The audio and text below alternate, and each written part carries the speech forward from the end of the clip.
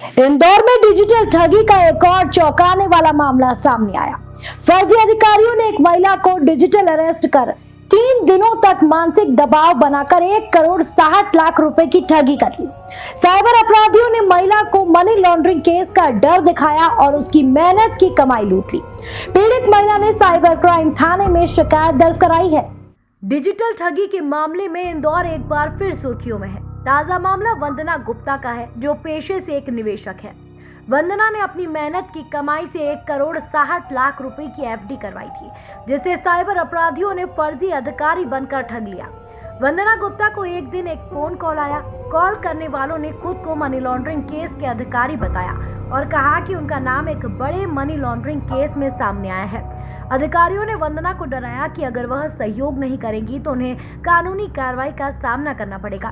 3 दिनों तक वंदना को मानसिक रूप से डराने और घर से बाहर न निकलने का दबाव बनाया गया। वीडियो कॉल पर फर्जी अधिकारियों ने खुद को सरकारी एजेंसी का हिस्सा बताकर अपनी पहचान बनाई। उन्होंने वंदना को झूठे सबूत और फर्जी दस्तावेज दिखाए, जिससे वंदना डर गई।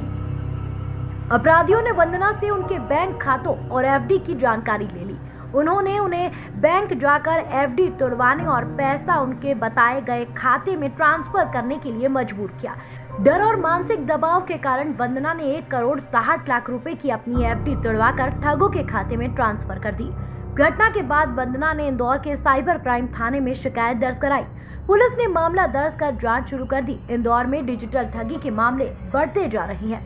अब तक 60 से अधिक डिजिटल अरेस्ट के मामले सामने आ चुके हैं। अपराधी फर्जी अधिकारियों और कानूनी मामलों का डर दिखाकर लोगों को ठगने में सफल हो रहे हैं। साइबर अपराध बढ़ने का मुख्य कारण जागरूकता की कमी है।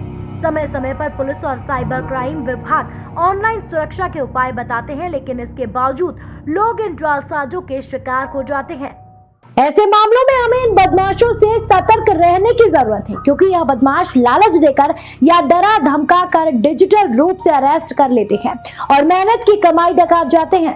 आइए आपको बताते हैं उन सावधानियों के बारे में जो आपको रखना चाहिए। फर्जी कॉल से बचे।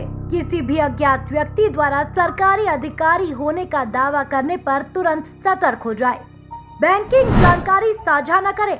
बैंक से संबंधित कोई भी जानकारी कभी भी फोन पर साझा न करें। डॉक्यूमेंट की पुष्टि करें। अगर कोई व्यक्ति कानूनी कार्रवाई का दावा करता है तो संबंधित विभाग से इसकी पुष्टि करें। पुलिस से संपर्क करें। किसी भी संदेहजनक कॉल के बारे में तुरंत पुलिस को सूचित करें। डिजिटल ठगी के बढ़ते मामलों से इंदौर शहर में सुरक्षा और जागरूकता की आवश्यकता है। वंदना गुप्ता का मामला साइबर अपराधों की नई रणनीति का उदाहरण है। इस तरह की घटना को रोकने के लिए न केवल पुलिस बल्कि सामाजिक संगठनों को भी सक्रिय भूमिका निभानी होगी। साइबर अपराध के प्रति जागरूकता अभियान चलाना समय की मांग है, ताकि कोई और व्यक्ति ठगी का शिकार न हो। एक महिला फरियादी हैं जिनके साथ में डिजिटल अरेस्ट की घटना घटित हुई है। इंदौर की ही निवासी हैं, जिनको डिजिटल अरेस्ट के लिए पहले नॉर्मल कॉल आया। नॉर्मल कॉल आने के बाद में फिर उनको व्हाट्सएप पे कॉल किया गया और व्हाट्सएप के बाद में उनको, जो कि ट्रेंड है, स्काइप डाउनलोड कराया गया। स्काइप डाउनलोड कराने के बाद में उनको फर्जी पुलिस अधिकारी बनके बताया गया कि नरेश गोयल के साथ में, नरेश गोयल जो जेठ उसके थे, उनके साथ में जो इलीगल ट्रांजैक्शन हुए उसमें उनका नाम आया है और उस तरीके से उनको डरा धमका के उनके पैसे अकाउंट्स में ट्रांसफ़र कराया। कितना अमाउंट कराया है सर?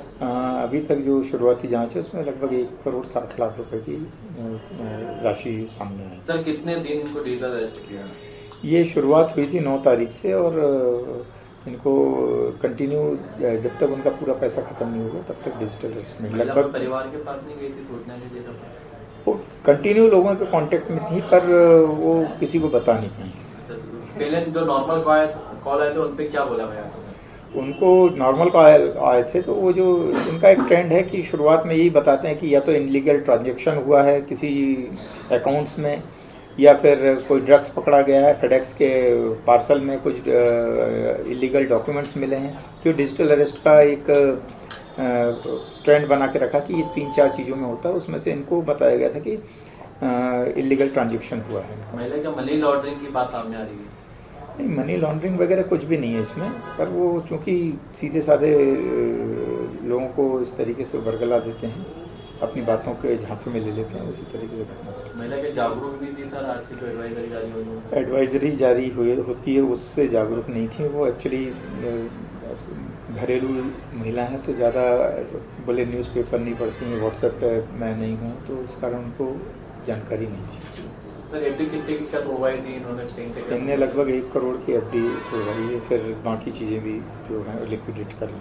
पैसा फिर सर किन खातों में गया, कैसा क्या इन्होंने ट्रांसफर किया? वो है, हम लोग उस पर इन्वेस्टिगेशन कर रहे हैं और सब तरफ मेल करके उसको रुकवाने का प्रयास कर रहे हैं। महिला का क्या पेशा है सर, क्या करती है? वो हाउसवाइफ हैं और शेयर मार्केट में थोड़ा इन्वेस्ट करती हैं, शेयर मार्केट का काम करती हैं। इसमें क्या सर आपकी कोई जांच या कोई गिरफ्तारी की हुई है अभी तक? अभी शुरुआती स्टेज पे है और अब हम लोग प्रयास कर रहे हैं, जहाँ जहाँ से ट्रांजैक्शन हुए हैं, बॉम्बे भी है और बाकी जगहों पे भी बैंक्स का पूरा लेके डिटेल उनको रोकने का प्रयास कर रहे हैं। बहरहाल यह खबर दिखाने का हमारा उद्देश्य आपको जागरूक करना है। यदि आपके सामने भी इस तरह की परिस्थितियां बनती है तो आप भी सावधान हो जाइए और बिना डरे साइबर पुलिस की मदद ले।